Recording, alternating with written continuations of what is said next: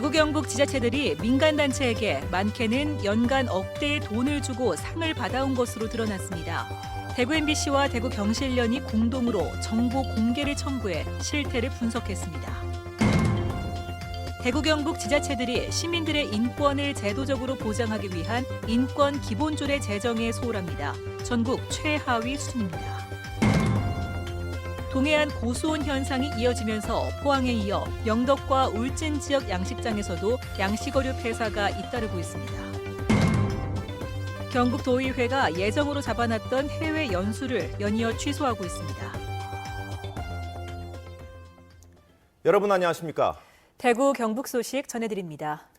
오늘은 지방자치단체가 돈을 주고 상을 받는 이른바 상장거래 실태를 집중 보도합니다.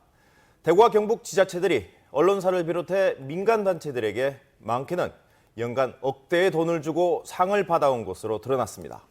대구 MBC와 대구 경실련이 공동으로 정보 공개를 청구해 그 실태를 분석해봤더니 매우 심각했습니다. 먼저 김은혜 기자입니다.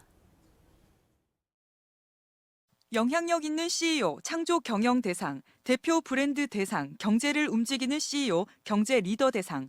최근 3년 동안 대구 경북 자치단체나 단체장이 받은 상의 이름들입니다. 일부 언론사와 민간단체가 주관하는 각종 시상에 응모해 받은 것으로 권위 있어 보이는 이름과 달리 뒷거래가 있었습니다. 지자체가 상을 받는 대가로 적게는 한 번에 수백만 원에서 많게는 3천만 원 가까운 돈을 주는 겁니다. 참가비나 홍보비, 광고비, 조사비, 심사비 등 명목도 다양합니다. 대구 MBC와 대구 경실련이 공동으로 대구 경북 모든 자치단체를 대상으로 정보 공개를 청구해 분석한 결과 김천시가 3년 동안 2억 9,800만 원을 지출해 가장 많았습니다. 매년 상을 받기 위해 1억 원 정도를 썼다는 얘긴데 정작 상을 받은 뒤 수상 홍보에 주력했던 단체장은 이런 사실을 몰랐다고 말합니다. 나는 그런 내용은 전혀 그걸 몰랐습니다. 그거는 전혀 몰랐고 그러면 저한테 협의도 없었고 그냥 이래 뭐 언론사에서 조사해서 주는 걸로 그런 정도로만 알았죠. 다음으로 울진이 2억 3,900만 원, 문경이 1억 9,400만 원 순이었고 대구에서는 중구가 3,600만 원을 지출한 것으로 드러났습니다. 이런 상을 대구시도 27개, 경상북도도 20개나 받았습니다. 기초단체에선 대구시 구군이 66개로 평균 8.3개, 경북시군은 320개로 평균 14.6개를 받은 것으로 나타났습니다. 돈을 주고 상을 받는 상장 거래가 만연한 것으로 드러났지만 일부 지자체는 정보 공개를 거부하거나 정확한 금액 공개를 꺼리고 있어 실제로 얼마나 많은 예산이 낭비됐는지는 가늠하기조차 힘듭니다. MBC 뉴스 김은혜입니다. 이처럼 돈을 주고 상을 받는 행위를 국민권익위가 9년 전 예산을 낭비하는 부정 사례로 규정했습니다. 지자체가 민간 주관 시상에 참여하는 것도 제한시켰는데요. 하지만 시간이 갈수록 상황이 더 심각해졌습니다. 계속해서 도성진 기자가 보도합니다. 지자체가 민간단체에 돈을 주고 상을 받는 거래는 이미 10년 전부터 판을 쳤습니다. 상황이 심각해지자 국민권익위원회가 실태 조사를 했는데 2007년부터 2년 동안 전국 131개 지자체가 351회 수상에 36억 원을 쓴 것으로 드러났습니다. 당시 권익위는 상을 받기도 전에 주관사에 돈을 주는 경우가 태반이라 상의 신뢰성은 물론 대표성이 부족하다고 규정했습니다. 이미 2009년 국민권익위원회는 민간단체가 광고 수익을 위해 유명무실한 상을 남발하고 지자체가 이 상을 받기 위해 예산을 낭비하는 이런 행태를 부정 사례로 규정했습니다. 영예성, 대표성도 가치 없는 상을 받는데 예산을 부당한 방법으로 사용하고 이거를 과장 홍보한다는 측면에서 이제 부정 사례로 그렇게 단정을 한 것 같습니다.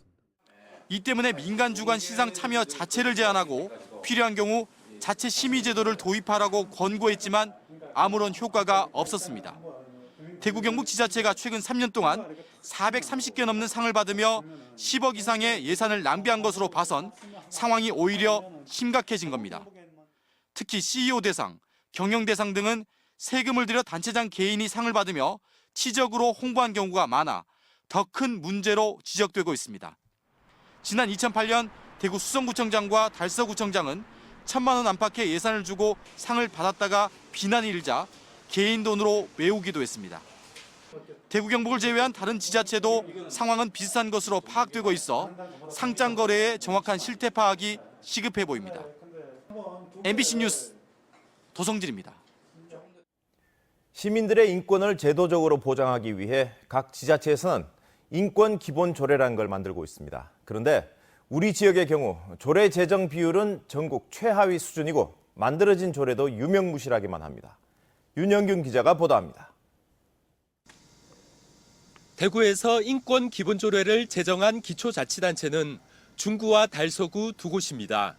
8개 구군 가운데 25%로 100%인 광주나 울산은 물론 전국 평균보다도 10%포인트 가까이 낮습니다. 23개 시군이 있는 경북에서 인권 기본조례를 만든 곳은 구미와 고령, 문경 등 3곳으로 13%에 불과해 전국 최하위 수준에 머무르고 있습니다. 지역 주민들의 인권에 대한 관심과 그리고 지자체의 책무에 대해서 이런 관심이나 아니면 시책으로 추진하거나 이런 데 있어서 좀 의지가 좀 부족하다고. 더욱 문제는 만들어진 인권조례조차 유명무실하다는 점입니다. 지난 2014년에 인권조례를 만든 대구시는 인권정책의 첫 단추에 해당하는 인권위원회를 지난달 말에야 구성했습니다. 경상북도는 조례를 제정한 지 4년이 다 돼가도록 위원회조차 만들지 못하고 있습니다. 실효성도 문제입니다.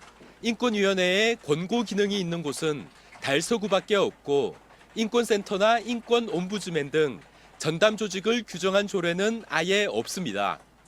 인권 지수라든지 아니면은 인권 감수성이 다른 시도에 비해 가지고 제가 보기엔 상당히 낮다고 생각합니다. 그런 만큼 인권 조례 5개년이나 인권 조례에 대한 개정 문제 그리고 인권 정전 5개년 계획이나 이런 것이 제대로 실효성 있게 담보돼야 될 것 같습니다.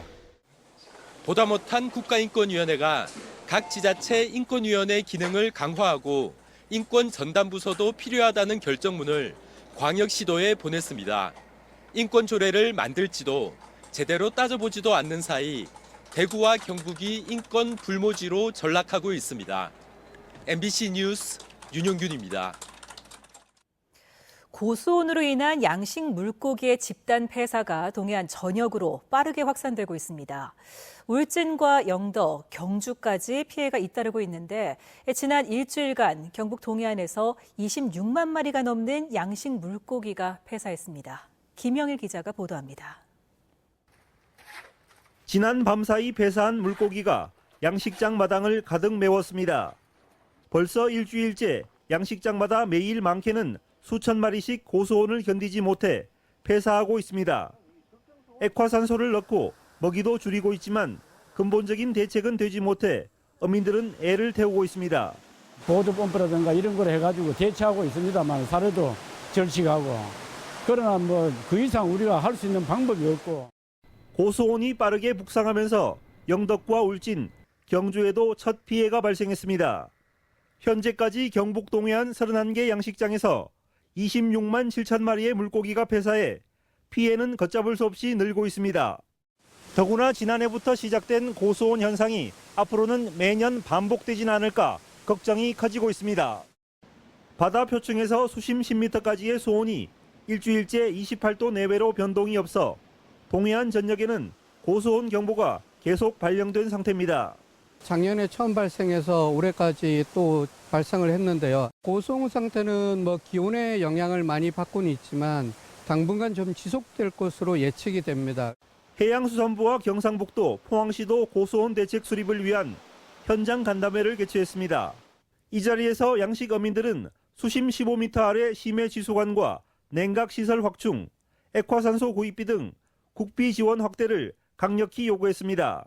포항에서 시작된 고수온 피해가 동해안 전역으로 빠르게 확산되면서 정부 차원의 전면적인 지원 대책이 시급합니다.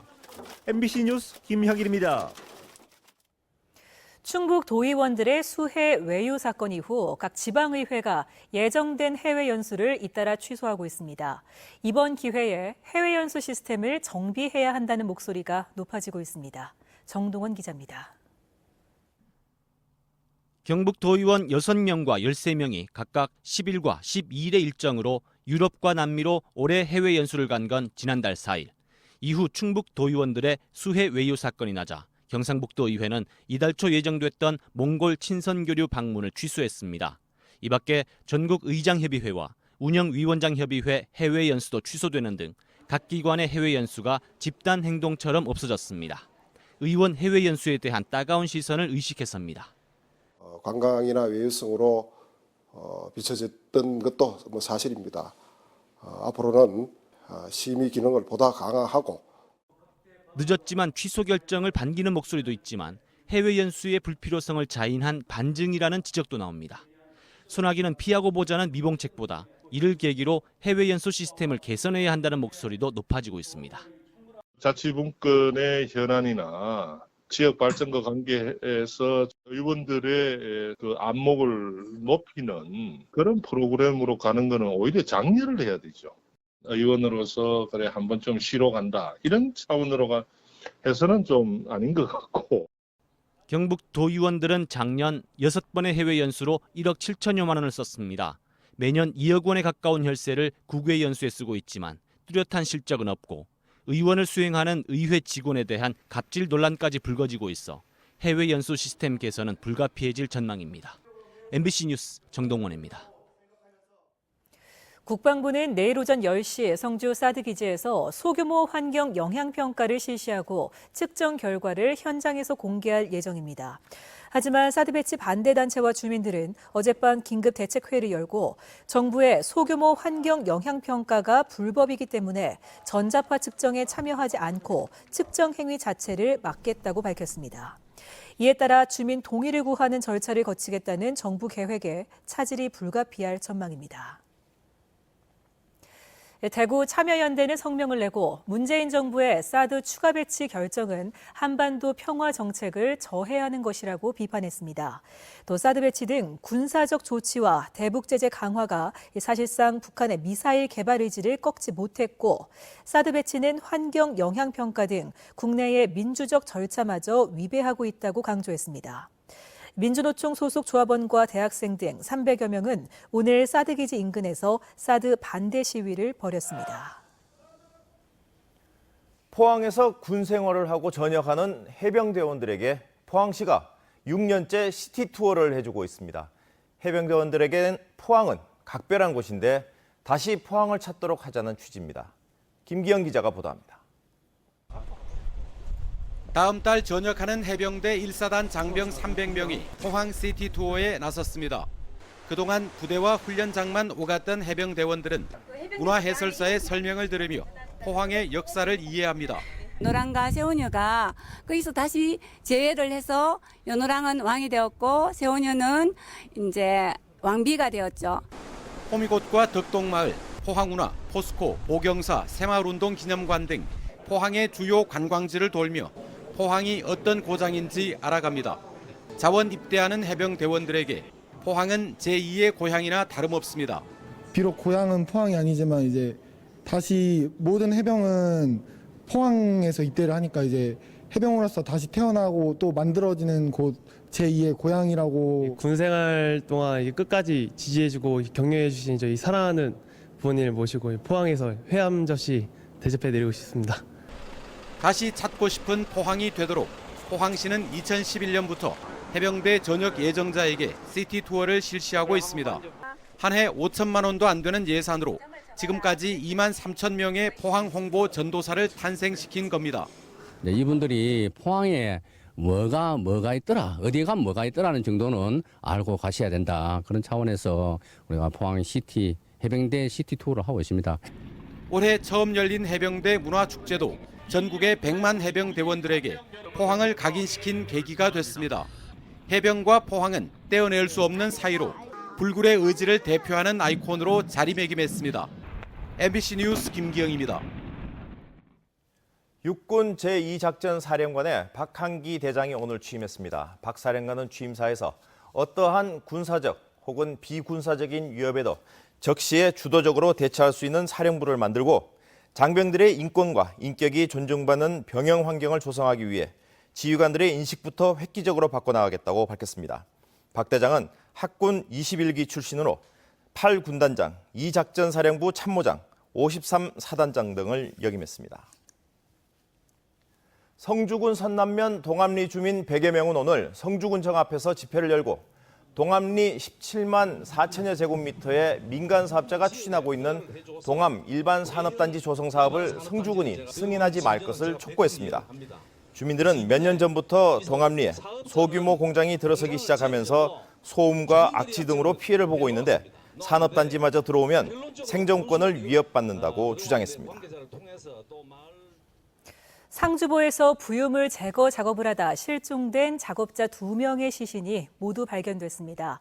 상주 소방서에 따르면 그제 51살 이모 씨가 하류 500여 미터 지점에서 발견된 데 이어 오늘 오전 8시쯤 같은 지점에서 51살 신모 씨의 시신을 발견해 인양했습니다.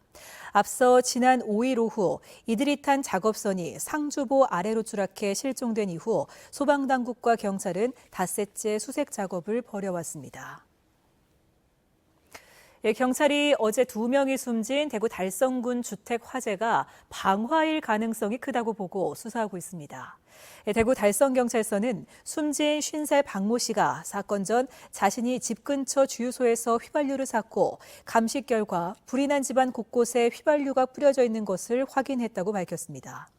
경찰은 사건 동기를 밝히기 위해 또 다른 사망자인 집주인 75살 오모 씨와의 관계 등을 조사하고 있습니다. 대구에서 20대 유치원 교사가 결핵에 걸린 것으로 확인돼 보건당국이 조사에 나섰습니다. 대구 동구보건소 등에 따르면 동구의 한 사립유치원 여교사가 기침 등 증상을 보여 지난 7일 진료를 받은 결과 결핵에 걸린 것으로 확인됐습니다. 동구보건소는 질병관리본부와 합동으로 학부모 설명회를 열었고 원생 120여 명과 교직원 10여 명에 대해 결핵 검사를 끝내고 결과를 기다리고 있습니다. 대구지방환경청은 오늘 오후 2시 낙동강 강정 고령 구간에 조류경보 관심 단계를 다시 발령했습니다. 이 구간 남조류 세포는 지난달 24일 밀리리터당 490여 개에서 31일 1,700개, 지난 7일엔 2,500여 개로 증가했습니다. 대구 경북 소식이었습니다.